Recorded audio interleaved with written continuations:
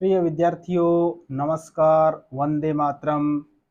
आज की इस वीडियो क्लास में हम विश्व जनसंख्या वितरण, घनत्व और वृद्धि का अध्ययन करेंगे। प्रिय विद्यार्थियों, आपसे अगर पूछा जाए कि एक देश के लिए सबसे महत्वपूर्ण क्या है, तो शायद आप कहेंगे कि खनिज संसाधन है या कोई अन्य चीज़ों के बारे में आप बताएंगे। लेकिन किसी भी राष्ट्र के लिए सबसे महत्वपूर्ण कोई संसाधन है तो वो है मानव संसाधन। और मानव संसाधन में ही जनसंख्या को शामिल किया जाता है। इसीलिए रोल्फ वाल्डो इमर्सन ने कहा है कि कोई भी राष्ट्र स्वर्ण से महान नहीं बनता, बल्कि वह स्त्रियों और पुरुषों से महान और मजबूत व शक्तिशाली बनता है। इसलिए जनसंख्या वितरण में हम पढ़ते हैं कि किसी देश में जनसंख्या के फैलाव का प्रतिरूप क्या है, किसी देश की जनसंख्या की प्रवृत्तियां क्या हैं। तो इस अध्याय में हम पढ़ेंगे कि विश्व में जो जनसंख्या है उसका वितरण पैटर्न क्या है, और विश्व जनसंख्या का घनत्व कितना है और उसकी वृद्धि का प्रतिरूप कैसा रहा है। तो इसमें सबसे पहले हम आते हैं कि जनसंख्या किसे कहते हैं। तो पृथ्वी के धरातल पर लोगों के फैलाव को हम जनसंख्या कहते हैं।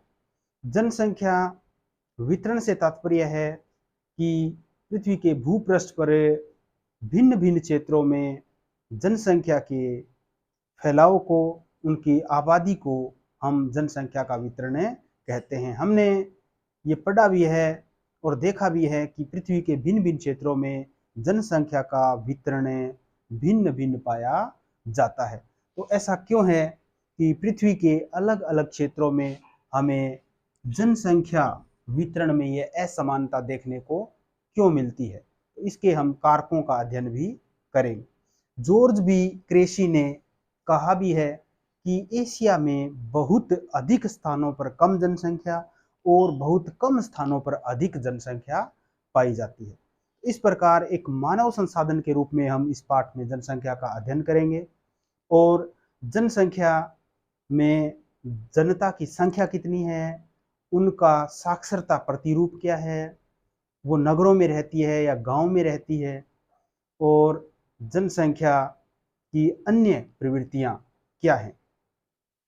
तो विश्व के 90% भाग पर 10% जनसंख्या निवास करती है। इसको हम इस प्रकार से समझ सकते हैं। मान लीजिए ये एक वर्ग है और इसके 90% भाग पर 10% जनसंख्या निवास करती है, तथा इसके 10% भाग पर 90% जनसंख्या निवास करती है। इससे सिद्ध होता है कि पृथ्वी के बहुत कम ऐसे भाग हैं जो मानव के बसाव के लिए अनुकूल हैं। तो देखेंगे कि वो कौन से स्थान हैं और क्यों मनुष्य उन स्थानों पर ही ज़्यादा रहना पसंद करता है। तो लोग कुछ निश्चित प्रदेशों में क्यों रहना चाहते हैं, ये एक महत्वपूर्ण प्रश्न रहेगा जिसका उत्तर हमें इस पाठ के अध्ययन से मिलेगा। विश्व में जनसंख्या वितरण के प्रारूप। तो जैसा कि हमने देखा कि विश्व में पृथ्वी के धरातल पर 90% धरातल पर केवल 10% लोग ही रहते हैं, जबकि 10% धरातल पर जनसंख्या की सघनता है और 90% लोग रहते हैं। विश्व में 10 ऐसे देश हैं जिनमें पूरे विश्व की 60% जनसंख्या पाई जाती है। जी हाँ, विश्व के 10 देशों में विश्व की 60% जनसंख्या पाई जाती है। अब आप ये बता सकते हो कि विश्व में सबसे अधिक जनसंख्या वाला देश कौन सा है। तो चीन विश्व में सबसे अधिक जनसंख्या वाला देश है। उसके बाद आता है भारत। तो कम से कम हमें 4 देशों के नाम पता होने चाहिए जो विश्व में सबसे अधिक जनसंख्या रखते हैं। और आप देखोगे कि विश्व के 10 सबसे टॉप जो देश हैं जनसंख्या में, उनमें 5 देश एशिया महाद्वीप से आते हैं। तो इससे सिद्ध होता है कि एशिया महाद्वीप में पूरे विश्व की जनसंख्या का सबसे अधिक भाग रहता है, जो पूरे विश्व की जनसंख्या का 59.5% है, यानी लगभग 60% जनसंख्या एशिया महाद्वीप में रहती है। और दो बड़े जो देश हैं जैसे चीन और भारत, ये भी एशिया के ही देश हैं। चीन और भारत के बाद तीसरा देश आता है संयुक्त राज्य अमेरिका, जिसे हम यूएसए भी कहते हैं। और उसके बाद आता है इंडोनेशिया। इंडोनेशिया भी एशिया का देश है। इंडोनेशिया, तो ये 4 देश कम से कम हमें याद रखने हैं। इसके अलावा जो 5वें नंबर पर देश है वो है ब्राज़ील, और 6ठे नंबर पर जो जनसंख्या में देश है वो है पाकिस्तान, और 7वें नंबर पर जो देश है वो नाइजीरिया है। 8वें नंबर पर है बांग्लादेश, और 9वें नंबर पर है रूस, और 10वें नंबर पर है जनसंख्या में मैक्सिको। तो ये 10 देश मिला करके विश्व की 60% जनसंख्या रखते हैं, ये हमें ध्यान में रखना है। तो विश्व में जनसंख्या के वितरण को प्रभावित करने वाले कारक, तो विश्व के कुछ स्थानों पर अधिक जनसंख्या और कुछ स्थानों पर कम जनसंख्या मिलने के कुछ कारण होते हैं। तो ये कारण हैं कि विश्व की जनसंख्या के वितरण को प्रभावित करने वाले कुछ कारक अवश्य हैं। उनमें सबसे प्रमुख कारक जो है वो है भौगोलिक कारक। भौगोलिक कारक, उसके बाद आर्थिक कारक, और उसके बाद आता है सामाजिक एवं सांस्कृतिक कारक। तो जो भौगोलिक कारक है उसमें जल सबसे महत्वपूर्ण है। जल किसी भी मानव सभ्यता का प्रमुख स्रोत रहा है, और हमने देखा है मानव इतिहास में कि मानव सभ्यताएं उन्हीं स्थानों पर ज़्यादा विकसित हुई हैं जहां पर जल उपलब्ध रहा है। विशेष रूप से नदी घाटियों में मानव सभ्यता का निवास रहा है, जैसे सिंधु घाटी सभ्यता है, मेसोपोटामिया की सभ्यता है, दजला और फरात नदियों के किनारे।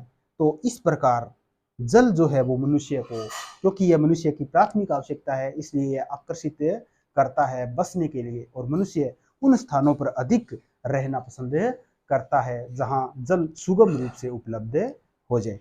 उसके बाद दूसरा जो कारक है वो होता है भू आकृति।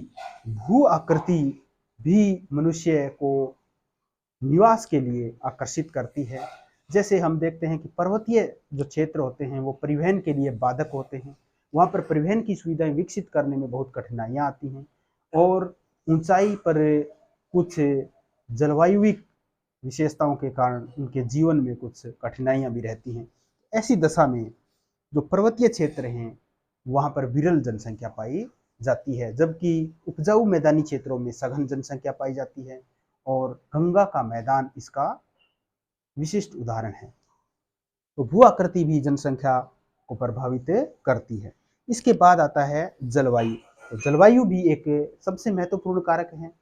जलवायु की विषमता होती है उन क्षेत्रों में मनुष्य कम रहना पसंद करता है। जिन क्षेत्रों की जलवायु अधिक अच्छी होती है उन क्षेत्रों में ही मनुष्य अधिक रहना पसंद करता है। उदाहरण के लिए हम देखेंगे कि जो समशीतोष्ण क्षेत्र है वहाँ पर जनसंख्या सबसे अधिक पाई जाती है, और जो 23 डिग्री की जो कर्क रेखा है उसके बाद से लेकर के 40 डिग्री अक्षांश तक जनसंख्या का जमाव अधिक पाया जाता है, और जो 50 डिग्री की जो रेखा है, 50 डिग्री उत्तरी अक्षांश की रेखा, उसको तो यूरोपीय जनसंख्या की धुरी कहा जाता है, क्योंकि वहाँ पर जलवायु अनुकूल पाई जाती है।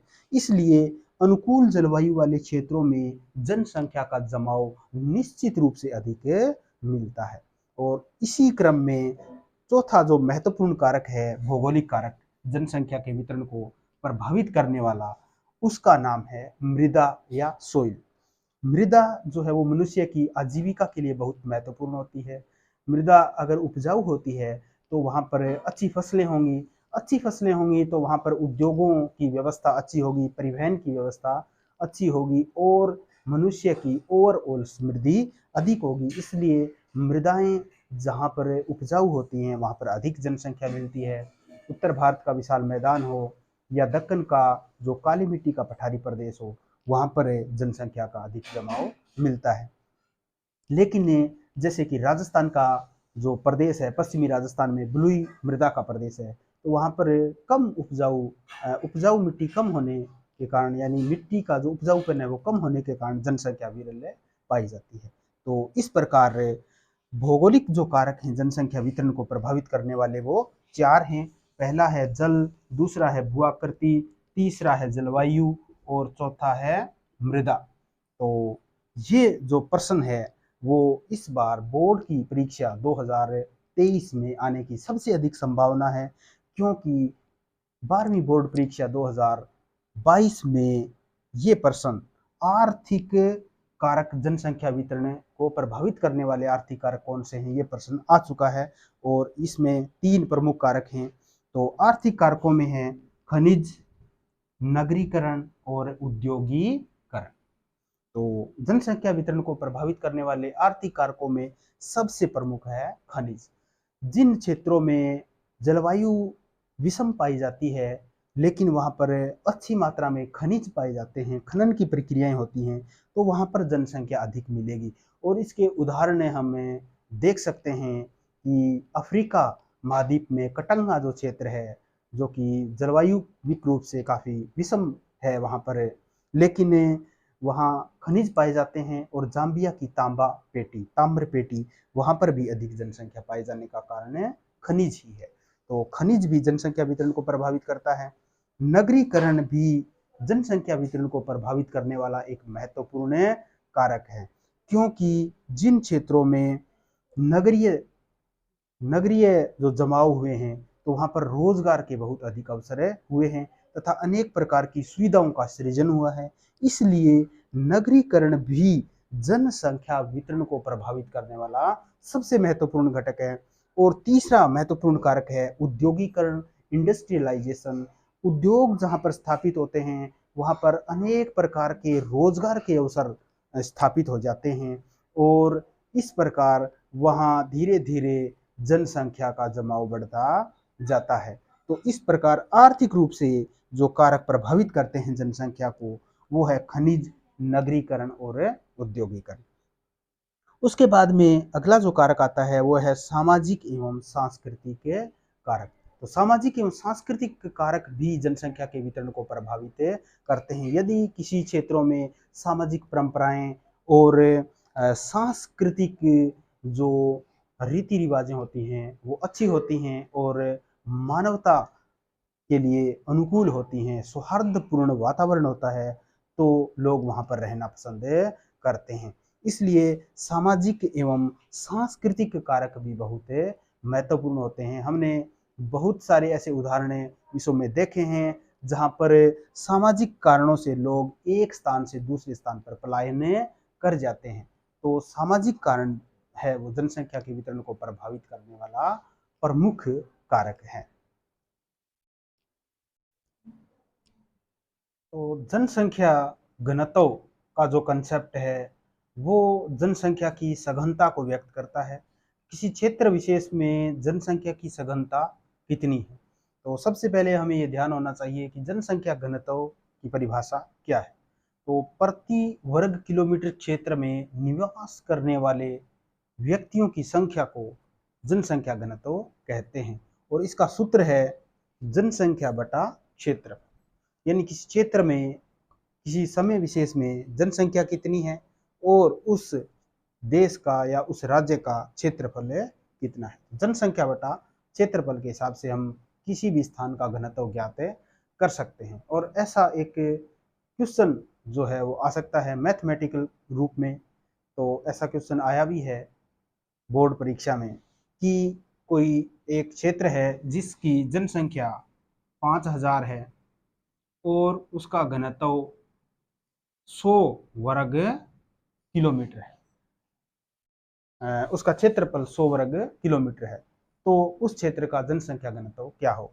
इस प्रकार हम उसका जनसंख्या घनत्व भी ज्ञात कर सकते हैं। और उस समय हमें ये लिखना है उत्तर में 50 व्यक्ति प्रति वर्ग किलोमीटर। 50 व्यक्ति प्रति वर्ग किलोमीटर जो है वो इस क्षेत्र का जनसंख्या घनत्व है। इस प्रकार कोई भी आंकड़े हमारे सामने आएंगे तो हम उनका हल कर सकते हैं। जनसंख्या घनत्व विश्व में देखें तो सबसे अधिक जनसंख्या घनत्व एशिया महाद्वीप का है और एशिया का जनसंख्या घनत्व है 146 व्यक्ति प्रति वर्ग किलोमीटर। उसके बाद दूसरे नंबर पर आता है अफ्रीका महाद्वीप। अफ्रीका महाद्वीप का जनसंख्या घनत्व है 43 यानी 43 व्यक्ति प्रति वर्ग किलोमीटर। उसके बाद तीसरे स्थान पर आता है यूरोप। यूरोप का जनसंख्या घनत्व है 33 व्यक्ति प्रति वर्ग किलोमीटर। तो हमें कम से कम सबसे अधिक घनत्व वाले महाद्वीप का नाम जरूर ध्यान में रखना है, एशिया, और ये है संख्या 146। उसके बाद में चौथे नंबर पर आता है लैटिन अमेरिका, जिसका जनसंख्या घनत्व है 32, और पांचवें स्थान पर आता है उत्तरी अमेरिका, जिसका घनत्व है 20 व्यक्ति प्रति वर्ग किलोमीटर, और ओशेनिया, जिसमें ऑस्ट्रेलिया और न्यूजीलैंड को शामिल किया जाता है, उसका जनसंख्या घनत्व है 5 व्यक्ति प्रति वर्ग किलोमीटर। अब इनमें अगर विश्व की जनसंख्या का प्रतिशत देखें तो एशिया महाद्वीप में विश्व की लगभग 60% जनसंख्या निवास करती है, 59.5%। इसी प्रकार अफ्रीका महाद्वीप में विश्व की लगभग 17% जनसंख्या निवास करती है, 16.9%, और यूरोप में विश्व की 9.7% जनसंख्या निवास करती है। अमेरिका में 8.5%, उत्तरी अमेरिका में, लैटिन अमेरिका में 8.5%, उत्तरी अमेरिका में 4.8%, और ओशिनिया में 0.5% जनसंख्या निवास करती है। प्रश्नों के पूछने की जो प्रवृत्ति रहती है वो सामान्यतः ये रहती है कि सबसे अधिक जनसंख्या घनत्व वाला महाद्वीप कौन सा है, तो एशिया है और उसका घनत्व है 146। सबसे कम जनसंख्या घनत्व वाला देश कौन सा है या महाद्वीप कौन सा है, तो वो है ओशिनिया और उसका घनत्व है 5। सबसे अधिक जनसंख्या को समेटे हुए महाद्वीप कौन सा है, तो वो है एशिया और 59.5% जनसंख्या है। सबसे कम जनसंख्या वाला महाद्वीप है वो ओशिनिया है, जो विश्व की 0.5% जनसंख्या रखता है। इस प्रकार के आंकड़े हमें ध्यान में रखने हैं। इस प्रकार एक नया कंसेप्ट हमारे सामने आता है और वो है जनसंख्या वृद्धि। जनसंख्या वृद्धि ही इस पृथ्वी पर बहुत ही एक महत्वपूर्ण चुनौती भी है, और जनसंख्या वृद्धि एक अवसर भी है जो मनुष्य प्राकृतिक संसाधनों का एक मानव संसाधन के रूप में उपयोग कर सकता है। तो आज के दौर में जनसंख्या वृद्धि का जो कंसेप्ट है वो सबसे ज्वलंत और जीवंत कंसेप्ट है। तो जनसंख्या वृद्धि क्या होती है? देखिए, किसी निश्चित समय की अवधि में किसी निश्चित क्षेत्र में जनसंख्या में हुए परिवर्तन को जनसंख्या वृद्धि कहते हैं, या हम ये भी कह सकते हैं कि किन्हीं दो समय अंतरालों के बीच में किसी क्षेत्र विशेष की जनसंख्या में हुए परिवर्तन को जनसंख्या की वृद्धि कहते हैं। वृद्धि एक शब्द है, लेकिन वृद्धि से तात्पर्य होता है कि यह वृद्धि प्लस यानी धनात्मक भी हो सकती है और ऋणात्मक भी हो सकती है। अब आता है जनसंख्या वृद्धि दर। जनसंख्या की वृद्धि को जब हम प्रतिशत के रूप में व्यक्त करते हैं तो उसे हम जनसंख्या की वृद्धि दर कहते हैं। तो जनसंख्या की वृद्धि दर ज्ञात करने के लिए हमें देखना होगा कि जैसे 2011 में भारत की जनसंख्या मान लीजिए 100 करोड़ थी,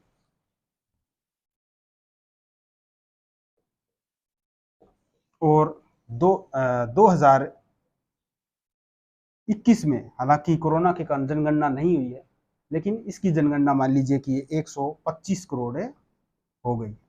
इससे ज़्यादा ही होगी जनसंख्या, लेकिन ये एक उदाहरण है। तो हम वृद्धि दर कैसे ज्ञात करेंगे? तो हम देखेंगे कि जो वास्तविक वृद्धि है वो होती है 25, और वो हुई है 100 के ऊपर। तो इस प्रकार हमारे सामने वृद्धि दर निकल कर आती है कि इस समय अंतराल में जो वृद्धि दर है वो 25% रही। तो इस प्रकार जनसंख्या की वृद्धि को प्रतिशत के रूप में व्यक्त करने को जनसंख्या वृद्धि दर कहते हैं। जनसंख्या की प्राकृतिक वृद्धि और वास्तविक वृद्धि में क्या अंतर है? जनसंख्या की प्राकृतिक वृद्धि में हम जन्म दर और मृत्यु दर का अंतर ज्ञात करते हैं। मान लीजिए किसी क्षेत्र विशेष में एक निश्चित समय अवधि में जन्म दर 40 रही है और मृत्यु दर 20 रही है, तो वहाँ की जो प्राकृतिक वृद्धि दर है वो 20 हो जाएगी। लेकिन वास्तविक वृद्धि दर में हम एक और तथ्य को शामिल करते हैं, उसका नाम है प्रवास। प्रवास के दो पहलू होते हैं, आप्रवास और उत्प्रवास, तो दोनों को ही शामिल करते हैं। तो इस प्रकार मान लीजिए किसी क्षेत्र में जन्म दर 40 रही है और मृत्यु दर 20 रही है। इस प्रकार प्रवास वालों की संख्या को भी इसमें शामिल करेंगे तो उस क्षेत्र में 5 लोग नए आ गए हैं, यानी आप्रवास हो गया है, और 2 लोग मान लीजिए वहां से चले गए हैं, उत्प्रवास हो गया है।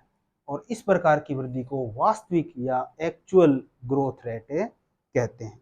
तो ये जो आंसर आता है ये आएगा 23।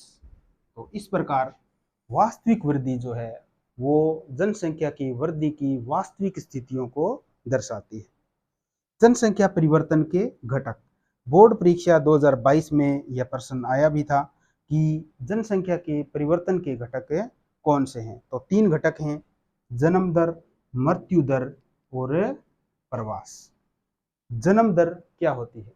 किसी क्षेत्र विशेष में जीवित जन्म लेने वाले 1000 स्त्रियों के अनुपात में जीवित जन्म लेने वाले बच्चों की संख्या को जन्म दर कहते हैं। जन्म दर शोधित और अशोधित 2 प्रकार से होती है।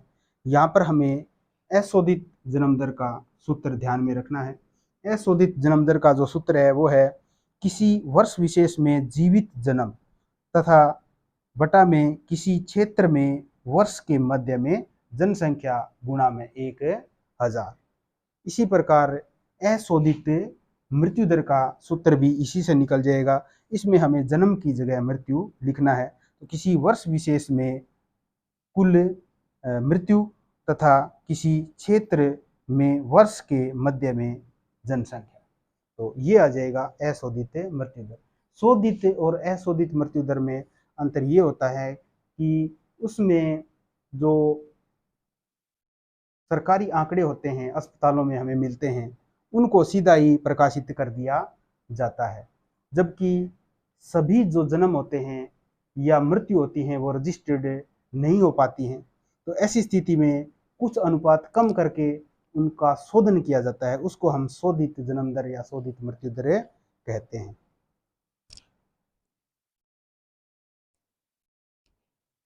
अब हमारा टॉपिक है जनसंख्या वृद्धि की प्रवृत्तियां, ट्रेंड्स ऑफ पॉपुलेशन ग्रोथ। जनसंख्या वृद्धि के लिए सबसे महत्वपूर्ण भूमिका निभाने वाला कोई कारक है तो वह है विज्ञान एवं प्रौद्योगिकी। विज्ञान एवं प्रौद्योगिकी ने विश्व में जनसंख्या वृद्धि में योगदान दिया है। पहले हम देखते हैं या पढ़ते हैं कि छोटी छोटी बीमारियों से बड़ी संख्या में लोग मारे जाते थे। प्लेग और चेचक जैसी जो बीमारियां थी, जो आज एक सामान्य बीमारी मानी जाती है, वो उस समय महामारियां थी पुराने समय में। तो ऐसी स्थिति में जब विज्ञान और प्रौद्योगिकी के माध्यम से चिकित्सा एवं स्वास्थ्य सेवाओं का विस्तार हुआ तो धीरे धीरे इसका जनसंख्या में सकारात्मक असर दिखने लगा और धीरे धीरे विश्व की जनसंख्या में बढ़ोतरी हुई। तो विज्ञान एवं प्रौद्योगिकी का विश्व की जनसंख्या बढ़ने में पूरी तरह से योगदान रहा है। अब हम देखें कि विश्व की जनसंख्या बढ़ने की जो प्रवृत्ति रही है उनमें हमें एक बीच बीच में काफ़ी अंतर या गैप देखने को मिलता है। जैसे विश्व की जनसंख्या को 1 अरब जब हुई थी उस समय 1830 ईस्वी का समय था, और 2 अरब जब जनसंख्या हुई तो समय था 1930 ईस्वी, यानी कि 100 वर्षों के अंतराल में जनसंख्या में 1 अरब की बढ़ोतरी हुई। तो पहले 1 अरब बढ़ने में, जनसंख्या बढ़ने में 100 वर्ष लगे। उसके बाद 2 अरब से जब 3 अरब जनसंख्या होती है तो केवल 30 वर्षों में अगला 1 अरब जनसंख्या बढ़ जाती है और 1930 से 1960 में जनसंख्या 2 अरब से 3 अरब हो जाती है। 1960 से 1975 के बीच 15 वर्ष की अवधि होती है और अगले 15 वर्षों में जनसंख्या फिर से 1 अरब बढ़ जाती है। तो अगले 15 वर्षों में जनसंख्या 1 अरब बढ़ जाती है। तो यहाँ पर देखिए, यहाँ पर 30 वर्ष का समय लग रहा था और अगले 1 अरब जनसंख्या को बढ़ने में केवल 15 वर्ष ही लगे, यानी समय आधा हो गया और जनसंख्या बढ़ने की गति दोगुनी हो गई। उसके बाद में जनसंख्या के 4 अरब से 5 अरब होने में केवल 12 वर्ष का समय लगा। 1975 में और 1987 के बीच 12 वर्ष का समय था और 4 अरब से जनसंख्या 5 वर्ष हो गई 5 अरब हो गई 1987 में। उसके बाद में 1999 यानी अगले 12 वर्षों में जनसंख्या 6 अरब हो गई और अगले 12 वर्षों में जनसंख्या 7 अरब हो गई 2011 में। वर्तमान में जनसंख्या 8 अरब और उससे ऊपर अनुमानित की जा रही है। तो विश्व की जनसंख्या के नवीनतम आंकड़े जब हमारे आएंगे तो हम एक्चुअल रूप में बता पाएंगे, लेकिन एक मोटा मोटा अनुमान है कि 8 अरब को जनसंख्या पार कर गई।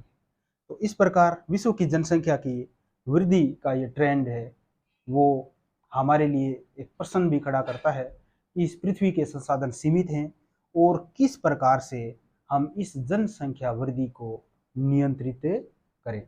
तो हमें जनसंख्या वृद्धि के नियंत्रण के उपाय भी समझने होंगे। विश्व जनसंख्या के दोगुने होने की अवधि, तो विश्व जनसंख्या के दोगुने होने की अवधि में हम देखें तो वर्तमान में 51 वर्षों में विश्व की जनसंख्या दोगुनी हो रही है, यानी कि 1974 से 2025 के बीच के जो 51 वर्ष हैं उनमें विश्व की जनसंख्या दोगुनी हो रही है। इससे पहले 1927 से 1974 तक यानी 47 वर्षों में विश्व की जनसंख्या दोगुनी हो गई थी। तो थोड़ा सा इसमें प्रगति हुई है और कुछ समय अधिक जनसंख्या दोगुनी होने में लिया जा रहा है। लेकिन इससे पहले अगर हम देखें तो 1804 से 1927 के बीच 123 वर्ष लगे थे जनसंख्या को दोगुना होने में और अब हमें केवल 50-51 वर्ष ही लगते हैं। तो यहाँ पर भी हमें और अधिक जागरूकता के साथ काम में करने की आवश्यकता है।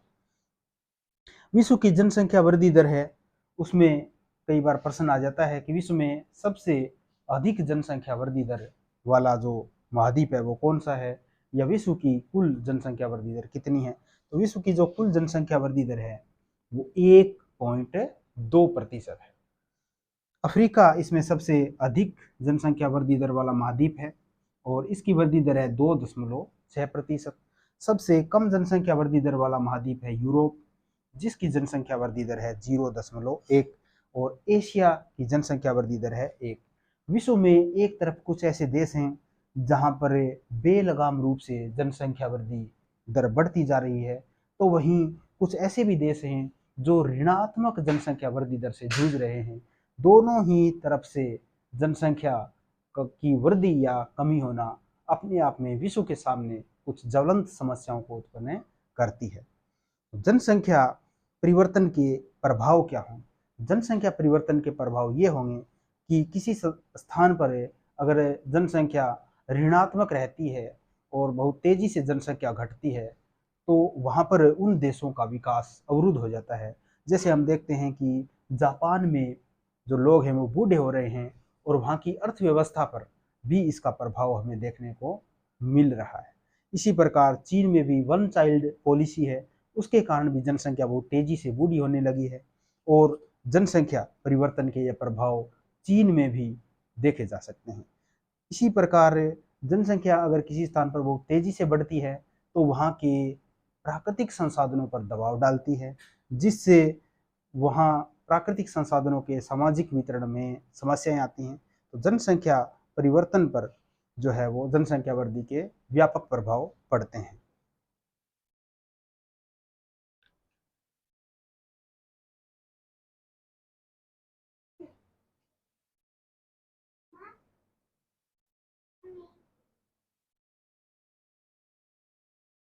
जनांकीय संक्रमण सिद्धांत, डेमोग्राफिक ट्रांजिशन थ्योरी। जनसंख्या में जनांकीय संक्रमण सिद्धांत एक अवस्था से दूसरी अवस्था में जनसंख्या के पहुंचने को व्यक्त करता है। तो जनांकीय संक्रमण क्या है? जब एक ग्रामीण खेतीहर परिवार नगरीय औद्योगिक परिवार में या ग्रामीण खेतीहर समाज नगरीय औद्योगिक समाज में परिवर्तित होता है, उस दशा को हम संक्रमण की दशा कहते हैं। वो एक संक्रमण की दशा से होकर गुजरता है। इसलिए जनांकीय संक्रमण जनसंख्या की एक प्रवृत्ति से दूसरी प्रवृत्ति में प्रवेश करने की से संबंधित एक सिद्धांत है। जनांकीय संक्रमण सिद्धांत थॉमसन और नोटेस्टीन ने दिया था। सामान्य रूप से इस सिद्धांत की 4 अवस्थाएं थी, जिसमें कोलिन क्लार्क ने 1945 में एक 5वीं अवस्था भी जोड़ दी थी। लेकिन हमारी एनसीईआरटी की बुक में इसकी 3 अवस्थाएं दी गई हैं, तो हम इसके अनुसार ही इसका अध्ययन करेंगे। तो जनांकीय संक्रमण एक ग्रामीण खेतीहर यानी आदिम समाज के औद्योगिक समाज में परिवर्तित होने की कहानी है। तो इस समय जो हमारे सामने ग्राफ है उसमें दिया गया है कि इसमें 3 अवस्थाएं होती हैं, प्रथम अवस्था, द्वितीय अवस्था और तृतीय अवस्था। प्रथम अवस्था में उच्च जन्म दर और उच्च मृत्यु दर होती है, यानी जन्म दर भी बहुत अधिक होती है लेकिन मृत्यु दर भी अधिक होती है। इस कारण जनसंख्या वृद्धि दर ओवरऑल स्थिर रहती है, लेकिन यहाँ पर लोगों की जीवन प्रत्याशा बहुत कम होती है। जीवन प्रत्याशा लोगों के जीवन जीने की एक औसत आयु से इसका संबंध है। तो उच्च जन्म दर और उच्च मृत्यु दर की यह प्रथम अवस्था है, जहां पर हमें जन्म दर और मृत्यु दर की दोनों ही लाइनें लगभग मिलती हुई प्रतीत होती हैं। उसके बाद दूसरी अवस्था आती है उच्च जन्म दर और घटती हुई मृत्यु दर। दूसरी अवस्था में जन्म दर तो उच्च ही बनी रहती है समाज में जागरूकता के अभाव में, लेकिन तकनीकी क्रांति और प्रौद्योगिकी व चिकित्सकीय सेवाओं के कारण मृत्यु दर में कमी आ जाती है। तो इस प्रकार जब जन्म दर उच्च बनी रहती है लेकिन मृत्यु दर इस प्रकार से कम हो जाती है, तो जन्म दर और मृत्यु दर के बीच एक जो गैप होता है जिसमें जनसंख्या बहुत तेजी से बढ़ती है, जिसे हम पॉपुलेशन एक्सप्लोजन या जनसंख्या विस्फोट कहते हैं। हमें ध्यान रखना होगा जनांकीय संक्रमण की दूसरी अवस्था में जनसंख्या विस्फोट की अवस्था का वर्णन किया गया है। अब इसकी तीसरी अवस्था आती है। तीसरी अवस्था में निम्न जन्म दर और निम्न मृत्यु दर, यानी कि जन्म दर भी सरकारी प्रयासों से और लोगों में शिक्षा के स्तर के बढ़ने से जन्म दर भी नीची हो जाती है तथा मृत्यु दर भी निम्न हो जाती है, और ऐसी स्थिति में भी जनसंख्या स्थिर हो जाती है। प्रथम अवस्था में भी जनसंख्या स्थिर थी और अंतिम जो अवस्था है इसकी तीसरी, उसमें भी जनसंख्या स्थिर है, लेकिन इसमें एक बेसिक अंतर यह है कि उसमें जीवन प्रत्याशा बहुत कम थी, लोगों की एवरेज जीने की जो आयु थी वो कम थी, लेकिन इस तीसरी अवस्था में जीवन प्रत्याशा अत्यंत उच्च होती है। तो इस प्रकार तीसरी जो अवस्था है उसको आधुनिक और विकसित समाज का प्रतीक माना जाता है। अब हम आ जाते हैं जनसंख्या नियंत्रण के उपाय। तो बढ़ती हुई जनसंख्या पूरे विश्व के लिए एक चुनौती है और उस चुनौती से निपटने के लिए समय समय पर अनेक उपाय अपनाने का प्रयास किया गया है। सबसे पहले जनसंख्या के इस चुनौती के बारे में बताया था रॉबर्ट माल्थस ने, जो कि ब्रिटिश अर्थशास्त्री थे। उन्होंने जनसंख्या पर एक निबंध लिखा था। 1798 में रॉबर्ट माल्थस ने अपनी पुस्तक में लिखा था कि यह पृथ्वी है वो एक अंतरिक्ष या आसमान में उड़ रहे विमान की तरह है, जिसमें सीमित लोगों का भोजन रखा हुआ है, और जो व्यक्ति बिना निमंत्रण के यहाँ आएगा उसको भूखा मरना होगा। अर्थात इनके कहने का मतलब था कि पृथ्वी पर लोगों की संख्या जितनी तेजी से बढ़ रही है उसकी तुलना में खाद्य आपूर्ति बहुत कम हो रही है। इसलिए इस पर उन्होंने कहा कि प्रकृति अपने ही प्रयासों से जनसंख्या को प्राकृतिक रूप से नियंत्रित करेगी। यदि मनुष्य अपने आप इस जनसंख्या वृद्धि दर को नियंत्रित करने में सफल नहीं रहा तो फिर प्राकृतिक आपदाएं महामारी, अकाल, सूखा, बाढ़, युद्ध के द्वारा जनसंख्या अपने आप कम होगी और जनसंख्या नियंत्रित होगी। इस प्रकार ये रॉबर्ट माल्थस का विचार था। लेकिन वर्तमान समय में विश्व में हम 11 जुलाई को विश्व जनसंख्या दिवस के रूप में भी मनाते हैं, जिसका उद्देश्य भी यही है कि हम विश्व की जनसंख्या को हमारे प्राकृतिक संसाधनों के अनुकूल बनाए रख सकें।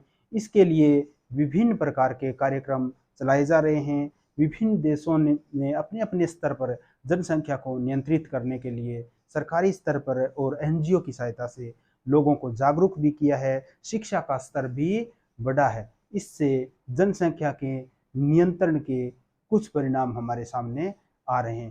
तो आशा है यह पाठ आपको अच्छा लगा होगा। धन्यवाद। जय हिंद।